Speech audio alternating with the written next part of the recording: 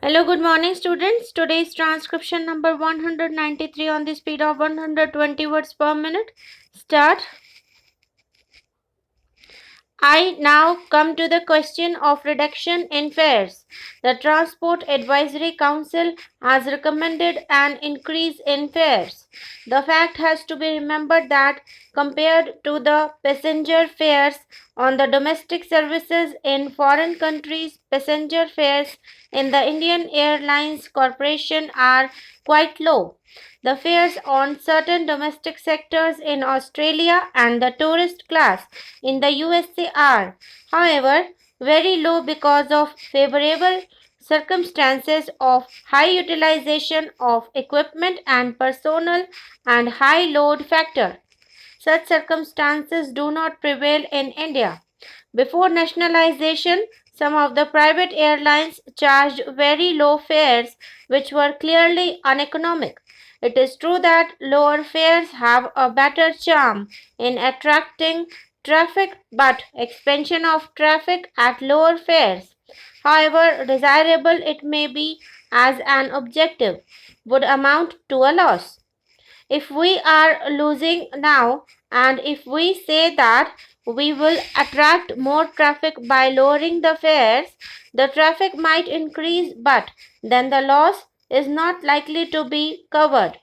So, the fact, therefore, is that the Transport Advisory Council has recommended that there should be an increase in the airfares.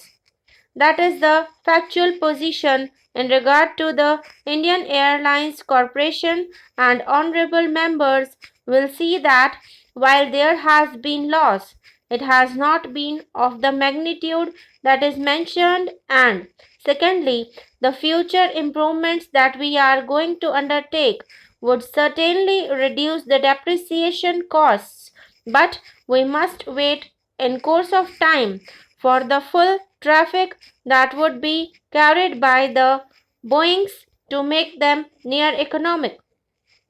Of course, the fact always remains that in most countries airlines have to be subsidized, and I can also tell the House about the requests that have been constantly made to me, namely that if we take away the excise duty on aviation petrol, the corporation will show a profit immediately.